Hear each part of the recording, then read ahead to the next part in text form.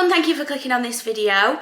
So welcome back to my channel. Then if you're new here, you might not know, but I have been a freelance makeup artist for, I think it's 5 years this year. Pretty sure it's nearly 5 years, which was literally just flew by. But I mean, we did have obviously COVID for like 2 years that kind of messed up all the stuff. So it's been like nearly 5 years, and I have done a video like this before, but today I'm going to be talking about how to become a freelance makeup artist, and it's an updated version, so it's 2022.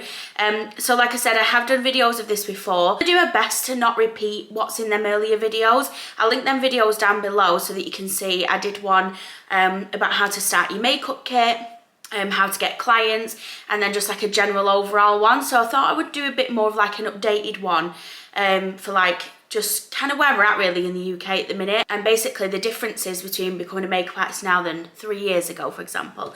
So let's get into it. So I'm going to try and keep this video really short and sweet. I don't want to ramble on too much.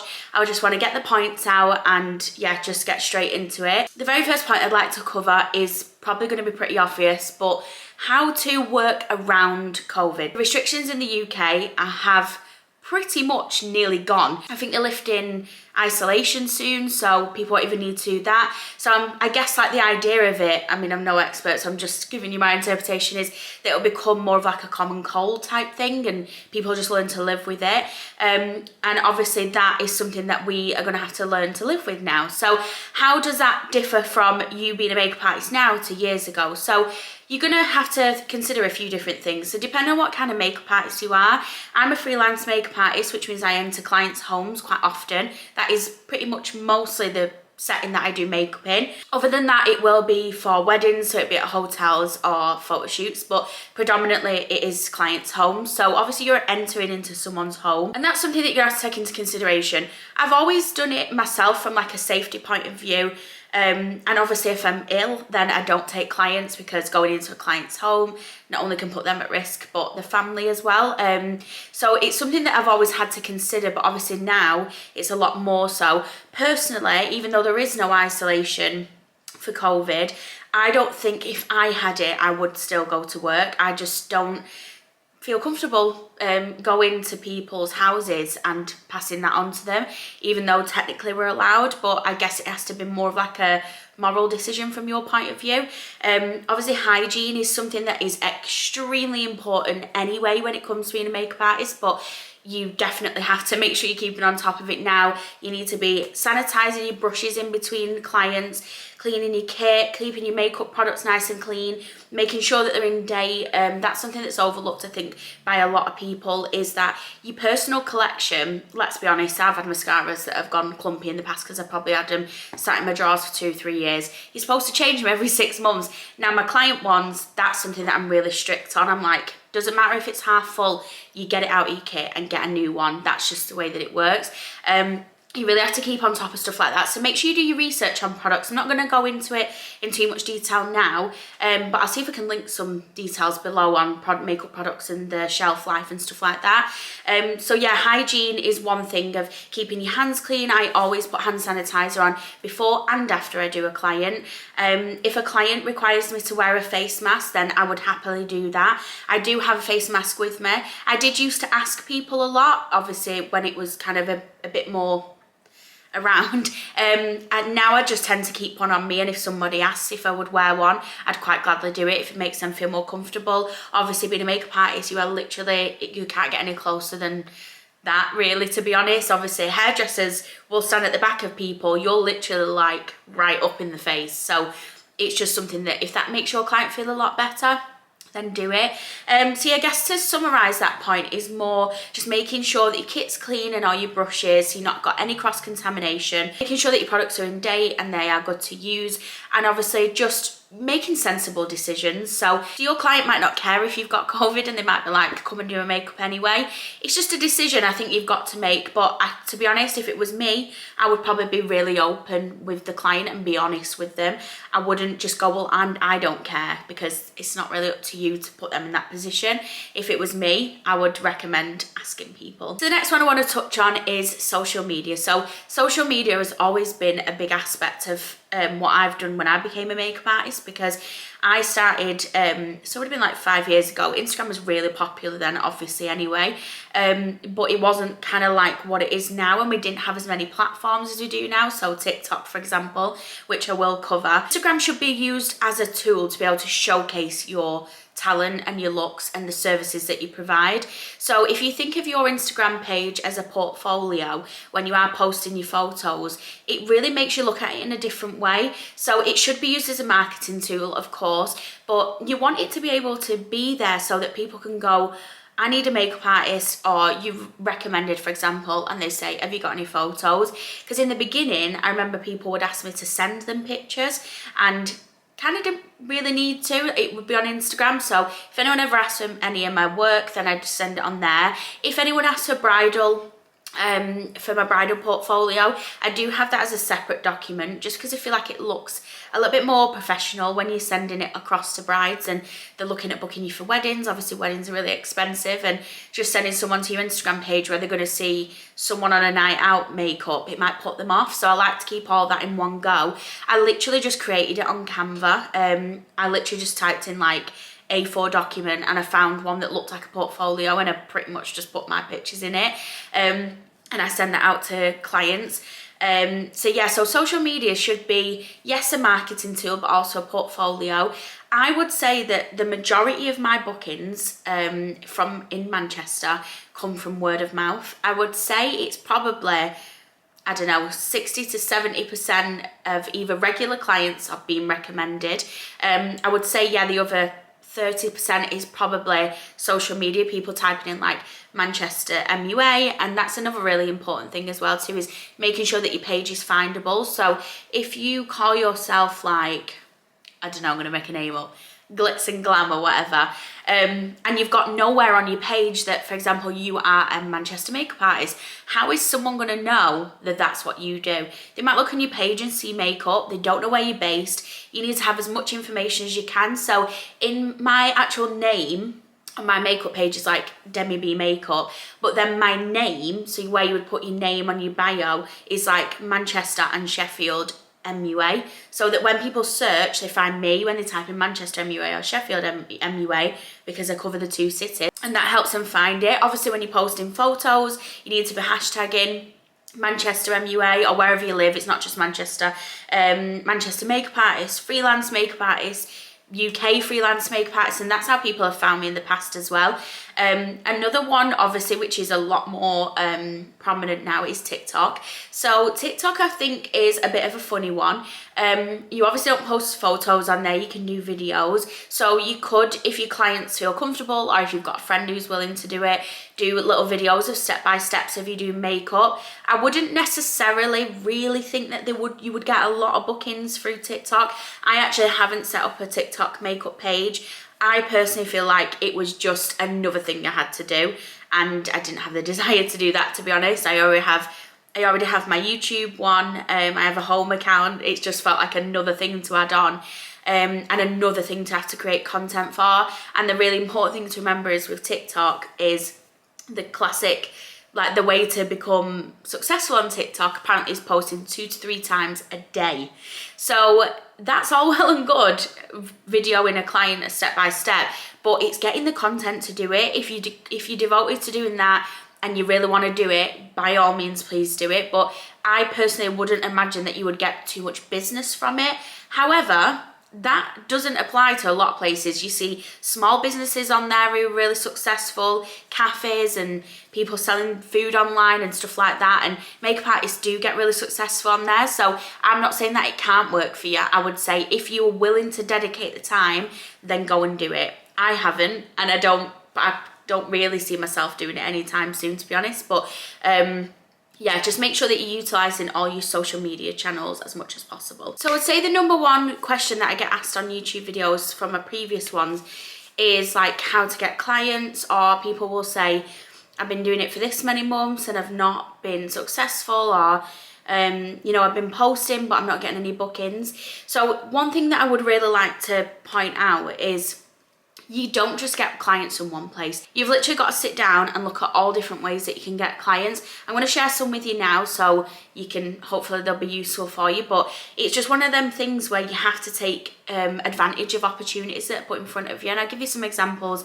as well in a little bit of that. So the first one, obviously we've touched on it, social media, really important.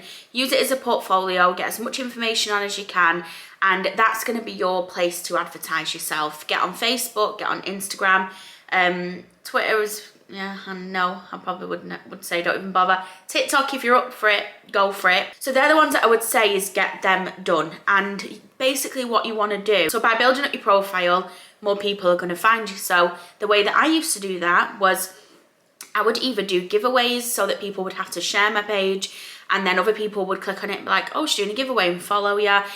I'm going to be honest, sometimes people will just unfollow you after it. That's just the nature of it.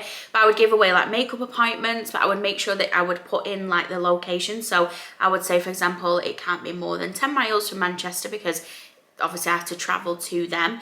If you're based in a salon, then obviously you could just say, well, you get a free makeup appointment at this salon. So you actually get more local people following you, because someone from London isn't going to enter a giveaway for makeup in Manchester, because they're never going to be able to use it. So do you know what I mean? You get more local people. Putting offers on, I would, if I didn't have any appointments one weekend, I would put an offer on and be like, discounted 20% off an appointment this Saturday or something like that, just to kind of make someone might be scrolling on Instagram and they're going out and they see that and they think, oh, she's took 20% off a makeup appointment, I might book in tomorrow, I'm going out.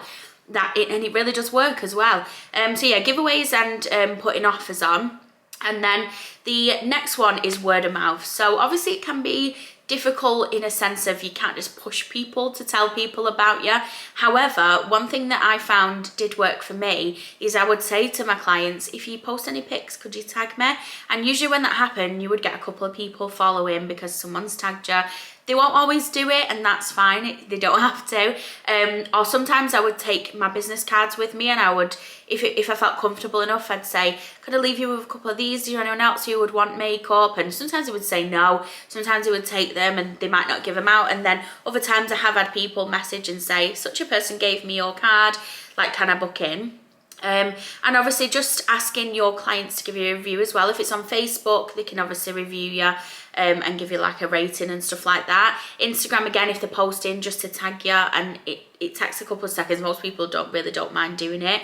And then there are different booking sites. So I use one called Bride Book, which I actually get quite a lot of wedding inquiries from. And I've actually booked quite a lot of weddings on there actually. And it's free to use, it's free to sign up. You can pay for like premium, and you can like build your profile and you'd come up more often than other people by paying. I just have the free one and I still get them. I wouldn't say that I get them, I definitely don't get them every week or even every month really, but all it takes is to get, I think maybe in the last year or two, I've maybe booked 5 or 6 weddings through there, which wedding makeup's obviously usually a little bit higher in value. So that's a lot of bookings to get from a site that's completely free. I set up my profile, it took me like 10 minutes to do it. And yeah, it was really quick and easy to do. So that's the one website what I found what really does work. You get a lot of people messaging you, asking you to sign up to their sites and stuff. And I don't really bother, to be honest, because I've spent a lot of time and effort setting up profiles on sites before, never got one inquiry from it. But Bridebook is a really good one. I used to be signed up to one called Bidvine, but you had to pay for credits. And then when you got an inquiry in, it'd like hide the email and the number and stuff. And then you would have to pay to release it. But there was never any guarantee that you would get hired for that job, and you still lost the credits. And per inquiry, it'd be like £5. So by the time you've done 3 or 4 of them, if you don't get hired, you've spent 20 quid and you've got nothing. And that's just a chance I wasn't willing to take. And I did do it once, and I think maybe I got like a deal. I think it was like half price. I think I got 1 booking out of it. So it kind of pretty much paid for itself, which for me, I was just like, yeah, that's enough sign that I'm not going to do it. It doesn't say, it's not to say that they don't work. There are sites out there that will work as well, but Bridebook's the only one that I've really found works for me. And then yeah, just in terms of getting clients, you just got to be patient. I see comments all the time from people, and they've only been doing it a really short period of time, and they're saying, you know, I'm not getting bookings, I'm not booked up, and it just takes time. I don't even have fully booked weekends now. Like, I think there was 2 weekends I've had 2 weekends this year already where I've not had any, and that's just the way it is. Things are just opening back up. Things will get busier in summer. I've got a lot of weddings booked in, and then they get busy around Christmas and stuff. January is pretty much always dead because no one's got any money, everyone's skin. So you've just got to be consistent. Don't give up on your socials. Don't give up putting offers on. Keep practicing in the meantime. Like, practice is the biggest thing that I could ever say to anyone. Like, and you say it and people are like, yeah, and you're like, no. Like, literally drag your friends and family to sit down.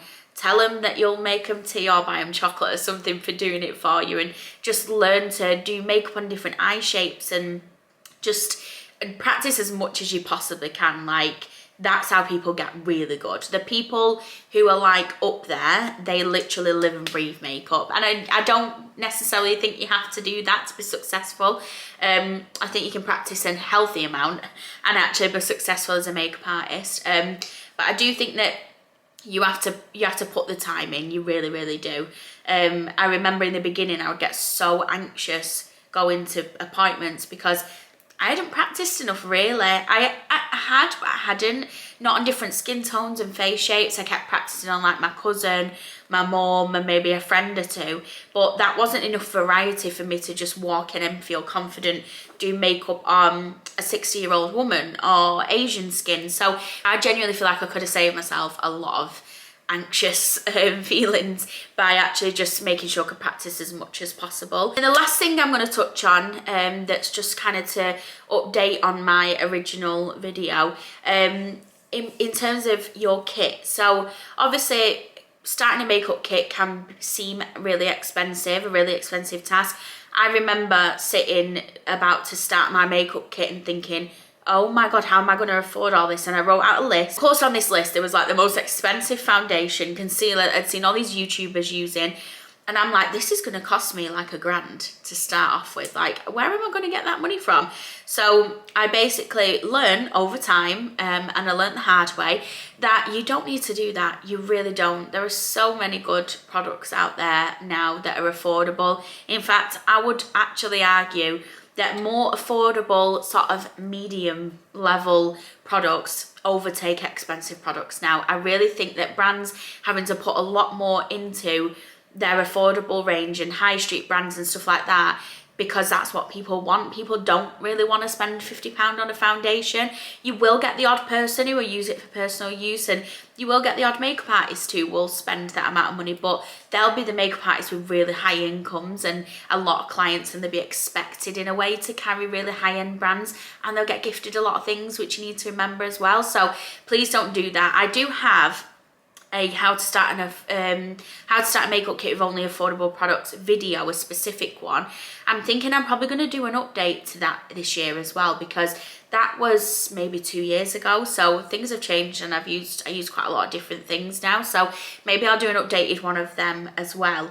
But please don't put pressure on yourself to think that you need to buy this really expensive kit, because you don't. Just do a little research, look for dupes on TikTok, on YouTube. There's always dupes out there of products. That's what high street brands are doing. There are certain things that you would invest in, and I'd say like put a bit of extra money into your lighting, for example. Your lighting's really important. So I use a ring light for most of my appointments, but I do actually have a little, what I call my filming light, what I use for YouTube. I'm actually using my ring light today because my batteries have gone on the other light, but I would say investing in a good quality light would help.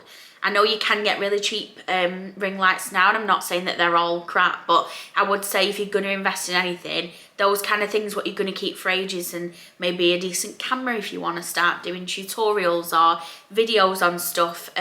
Honestly, your phone is just as good. So there's like literally, I can't sit here and say that you've got to spend loads of money on certain things, because it's pretty much always more inexpensive versions of it, and it most of the time doesn't actually mean that they're any worse. The last thing that I'm going to end on, which I say in every single video, is please, if you are thinking of starting your makeup career, if you want to be a freelance makeup artist, if you want to be a makeup artist, if you want to go and work at a makeup counter, if you want to work in a salon, please just do it. Like, I hate the fact that there are people that'll say the market's too saturated, or there's this, or you know, it's too late to start that now. No, it's not. No, it is not. There is always room for new people to come in, new ideas, new techniques, new skills. There are makeup artists out there now what might be really successful and really relevant, and they don't develop with the times, so they end up getting stuck in this place where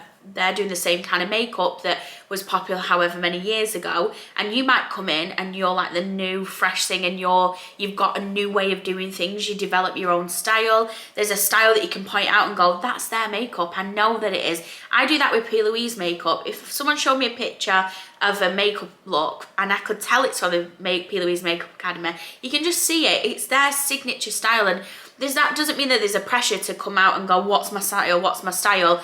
I would say mine's kind of a little bit in the middle of somewhere of being like soft glam, but I kind of like doing a bit of colour and kind of like doing this, and then there's makeup that I'd like to do more, but my clients are requesting certain types of makeup, and that's just the way that it is. But please stop doubting yourself and have a bit of confidence and just set off and do it. I wasted so many years being scared of whether I could do it or not and what people would say about me, and I regret it so much. That's my biggest regret. So I think I'm gonna end the video here because I'm pretty sure I've been talking for like 23 minutes. I do apologise if I've waffled on. I said I was going to be precise and straight to the point. I don't know whether I have been, but thank you very much for watching this video. If you've got any questions at all, leave them in the comments box down below, or I'll leave my Instagram and you can send them me in a DM. But yeah, any questions or anything like that, let me know. All the videos that I've spoken about in this video will be linked in the description as well. So thank you very much for watching this video. I hope that you enjoyed it. If you did enjoy it, please don't forget to like and subscribe, and I hope to see you here again very soon. Bye!